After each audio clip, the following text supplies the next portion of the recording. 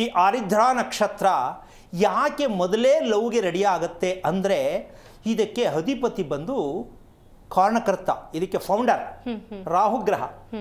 ಅಂದರೆ ಅಲೆಮಾರಿ ರಾತ್ರಿ ಎಲ್ಲ ಪ್ಲ್ಯಾನ್ ಹಾಕೋದು, ನಾನು ಏನು ಮಾಡಿದ್ರೆ ಸರಿ, ಬದುಕಕ್ಕಲ್ಲ, ಓದಕ್ಕಲ್ಲ, ಕೆಲಸ ಮಾಡೋಕ್ಕಲ್ಲ, ಯಾರನ್ನ ಹೆಂಗೆ ಅಟ್ಯಾಕ್ ಮಾಡಿ ಹಿಡ್ಕೋಬೇಕು, ಕೆಲಸ ಗೆಲ್ಲಬೇಕು, ದುಡ್ಡು ಮಾಡಬೇಕು, ಇಲ್ಲ ಅವ್ರನ್ನೇ ಲವ್ ಮಾಡಬೇಕು, ಇಷ್ಟೇ ಇವ್ರದ್ದು ಉದ್ಯೋಗ. ಆರಿದ್ರಾ ನಕ್ಷತ್ರಕ್ಕೆ ನೇರವಾಗಿ ನಿಖರವಾಗಿ ಹೇಳಬಲ್ಲೆ, ಪಕ್ಕಾ ಪ್ಯೂರ್ಲಿ, ಜಾತಿ ಯಾವ್ದಾರು ಆಗಲಿ, ವಯಸ್ಸೆಷ್ಟಾರು ಇರಲಿ, ಲವ್ ಮಾಡೋದು ಹೆಂಗೆ, ಇಟ್ಸ್ ಅ ಪ್ಲ್ಯಾನ್. ಇದೆಲ್ಲ ವಿವರಣೆ ತಿಳ್ಕೊಬೇಕಾ? ಕೂತ್ಕೊಳ್ಳಿ, ಮುಂದೆ ಮಾತಾಡೋಣ. ನಿಮ್ಮ ಮನೆಯಲ್ಲಿದ್ದರೆ ಹುಡುಗಿ ಆಗಲಿ ಹುಡುಗ ಆಗಲಿ, ಮದುವೆ ಆಗಿರೋರು ಆಗಲಿ, ಮದುವೆ ಆಗದೇ ಇರೋರು ಅಂತಲ್ಲ, ಮದುವೆ ಆಗಿರೋರು ಕೂಡ, ಮಕ್ಕಳಾಗಿದ್ರೂ ಕೂಡ ನಾವು ಸ್ಟೋರಿ ಹೇಳ್ಕೊಡ್ತೀವಿ. ಆಮೇಲೆ ಮದುವೆ ಆದಮೇಲೆ ಲವ್ ಮಾಡಬಾರ್ದು ಅಂತ ಏನಾದ್ರು ಇದೆಯಾ ಅಂಥವ್ರು ಇದ್ದಾರೆ. ಏನು ಹೇಳ್ತೀಮ್ಮ? ಹೌದು. ಮದುವೆ ಆದಮೇಲೆ ಲವ್ ಮಾಡೋದೇನು ತಪ್ಪು, ಅದಕ್ಕೇನಂತೆ, ಇಷ್ಟಪಡ್ತಾರಪ್ಪ. ಅಂದರೆ ಕುಟುಂಬ ಹೊಡೆದೋಗುತ್ತೆ, ಕುಟುಂಬ ಹಾಳಾಗತ್ತೆ ಅನ್ನೋ ಭಯ ಇರುತ್ತೆ, ಆದರೂ ಮನಸ್ಸಲ್ಲಿ ಮಾತ್ರ ಬರ್ತಾ ಇರುತ್ತೆ, ಹೇಳಂಗಿಲ್ಲ. ಅದು ತಪ್ಪು ಅಂತ ಹೇಳೋಕ್ಕಾಗಲ್ಲ. ಯಾಕೆ ಅಂದರೆ ಮನಸ್ಸಿನ ಹೆಸರೇನು ಅಂತ ಕೇಳಿದ್ರೆ ಏನು ಹೇಳ್ಬೋದಮ್ಮ? ಮನಸ್ಸಿನ ಹೆಸರೇನು? ಮನಸ್ಸಿಗೆ ಹೆಸರೇನು ಅಂದರೆ, ಮನಸ್ಸಿನ ಹೆಸರೇನು ಅಂದರೆ ಆಸೆ. ಹೌದಾ? ಮನಸ್ಸಿನ ಹೆಸರು ಆಸೆ. ಮನಸ್ಸಿಗೆ ಆಸೆ ಬಿಟ್ಟು ಬೇರೆ ಏನು ಗೊತ್ತಿಲ್ಲ. ಮನುಷ್ಯ ಸಾಯಬೇಕಾದರೂ ಕೂಡ ಆಸೆಯಿಂದಲೇ ಸಾಯ್ತಾನೆ. ಅಯ್ಯೋ ಆಸ್ತಿ ಮಾಡಿದ್ದೆ, ಯಾರ ಹೆಸರು ಸರಿಗೆ ಬರೀಲಿಲ್ಲ, ನಾನು ದುಡ್ಡು ಅಲ್ಲಿಟ್ಟುಬಿಟ್ಟೆ, ಕೀ ಅಲ್ಲಿ ಮಡಗ್ಬಿಟ್ಟೆ ಅಂದ್ಕೊಂಡೇ ಕಣ್ಣಲ್ಲಿ ನೀರು ಹಾಕೊಂಡು ಸತ್ತೋಗ್ತಾನೆ. ಅದಕ್ಕೆ ನೆಕ್ಸ್ಟ್ ಹುಟ್ಟಬೇಕಾದ್ರೂ ಅವನು ಹಣದ ಪಿಶಾಚಿಯಾಗೇ ಹುಡ್ತಾನೆ. ಯಾಕೆ ಅಂದರೆ ಆಸೆ ಇಟ್ಕೊಂಡೇ ಪ್ರಾಣ ಬಿಟ್ಟಿದ್ದು.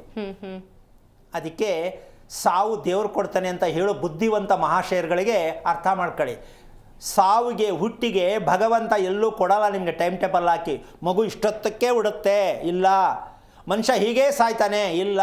ಅದು ನಿಮ್ಮ ಕೈಯಲ್ಲಿರೋದು. ಹುಟ್ಟೋದು ನಿಮ್ಮ ಕೈಯಲ್ಲೇ, ಸಾಯೋದು ನಿಮ್ಮ ಕೈಯಲ್ಲೇ. ದೇವರ ಹೆಸರು ಹೇಳ್ಕೊಂಡು ಅನ್ಯಾಯವಾಗಿ ದೇವ್ರ ಮೇಲೆ ಹೊರೆ ಹಾಕಬೇಡಿ. ರಚನೆ ಮಾಡೋದು ಭಗವಂತ. ನಿಮ್ಮ ಮೆಟೀರಿಯಲ್ ಹೇಗಿರುತ್ತೋ, ಕಪ್ಪು ಹುಟ್ಟಬೇಕಾ ಅದು ರೆಡಿ ಮಾಡ್ತಾನೆ, ಕಪ್ಪಾಗಿ ಹುಟ್ಟಬೋದು. ಒಳ್ಳೆ ಕಲರ್ಫುಲ್ ಆಗಿರಬೇಕಾ ಅದು ರೆಡಿ ಮಾಡ್ತಾರೆ. ನಿಮ್ಮ ಮೆಟೀರಿಯಲ್ ಹೇಗಿರುತ್ತೋ ಆ ರೀತಿ ಭಗವಂತ ರಚನೆ ಮಾಡಿ ಗರ್ಭದೊಳಗಡೆ ರೆಡಿ ಮಾಡಿಟ್ಟಿರ್ತಾರೆ. ಪ್ರಪಂಚಕ್ಕೆ ಬಂದ ಮೇಲೆ ಎಲ್ಲವೂ ನಾನೇ ಅಂದ್ಕೊಂಡು ದಾರಿ ತಪ್ತಾ ಇದ್ದೀವಿ. ಇದಕ್ಕೆ ಕಾರಣ ತಂದೆ ತಾಯಿಗಳು. ಪ್ರತಿಯೊಬ್ಬರು ಕೂಡ ನಮ್ಮ ಆಸ್ತಿ ಯಾರಿಗೂ ಸಿಗಬಾರ್ದು, ನಮಗೇ ಆಸ್ತಿ ಇರಬೇಕು ಅಂತ ಕರೆಕ್ಟಾಗಿ ದಾಖಲಾತಿ ತಗೊಂಡು ರಿಜಿಸ್ಟ್ರ್ ಆಫೀಸಲ್ಲಿ ಹೋಗಿ ಒಂಚೂರು ತಪ್ಪಿಲ್ಲದೆ ಓದಿಸ್ಬಿಟ್ಟು ಸೈನ್ ಹಾಕಿಸ್ಕೊಂಡು ಪೇಪರ್ ತಂದು ಮನೆಗೆ ಇಡ್ತೀವಿ. ಒಂದು ಮಗು ಹುಟ್ಟಿದ್ರೆ ಈ ಮಗು ದಾರಿ ತಪ್ಪಬಾರ್ದು, ಈ ಮಗು ಆರೋಗ್ಯ ಹಾಳಾಗಬಾರ್ದು, ಈ ಮಗುವಿಂದ ನಮ್ಮ ಕುಟುಂಬಕ್ಕೆ ತೊಂದರೆ ಆಗಬಾರ್ದು ಅನ್ನೋ ಒಂದು ಪ್ರಶ್ನೆಗೆ ಉತ್ತರವನ್ನು ಹುಡುಕಿಲ್ವಲ್ಲ ಅನ್ನೋದೇ ಒಂದು ದೊಡ್ಡ ದುರ್ದೈವದ ಸಂಗತಿ. ಆ ಸಂಗತಿಗೆ ಈಗೊಂದು ಪ್ರಶ್ನೆ ಕೊಡೋಣ. ಏನು?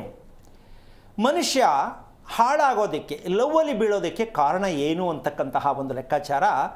ಎಲ್ಲ ನಕ್ಷತ್ರದ್ದು ಲವ್ ಮಾಡೋರು ಇದ್ದಾರೆ, ಇಲ್ಲ ಅಂತಿಲ್ಲ. ಆಮೇಲೆ ಇದೊಂದೇ ಅಂತ ದಯವಿಟ್ಟು ಯಾರು ಹೆದರ್ಕೋಬೇಡಿ. 27 ನಕ್ಷತ್ರದಲ್ಲೂ ಇದೇ ರಾಮಾಯಣ, ಒಂದರಲ್ಲೂ ಇಲ್ಲ ಅಂತ ಹೇಳಂಗಿಲ್ಲ. ಆಸೆ ಯಾರಿಗಿಲ್ಲಮ್ಮ? ಎಲ್ಲರಿಗೂ ಇದೆ. ಮತ್ತು ಎಲ್ಲಿಂದ ತಮ್ಮ ಅಂದರೆ ಪರ್ಸೆಂಟೇಜ್ ಇರುತ್ತೆ. ಆ ಪರ್ಸೆಂಟೇಜ್ನ ಹೆಂಗೆ ನಾಶ ಮಾಡಬೇಕು ನಾವು, ಅದನ್ನು ತಿಳ್ಕೊಂಡ್ರೆ ಸಾಕು. ಉತ್ಪತ್ತಿ ಆಗಬಾರ್ದು ಕೆಟ್ಟದ್ದು, ಅದನ್ನಲ್ಲೇ ಮಟ್ಟ ಮಾಡಬೇಕು. ಏನಮ್ಮ? ಹೌದು. ಈ ಮಟ್ಟ ಮಾಡೋಕ್ಕೆ ಯಾರು ಬೇಕು?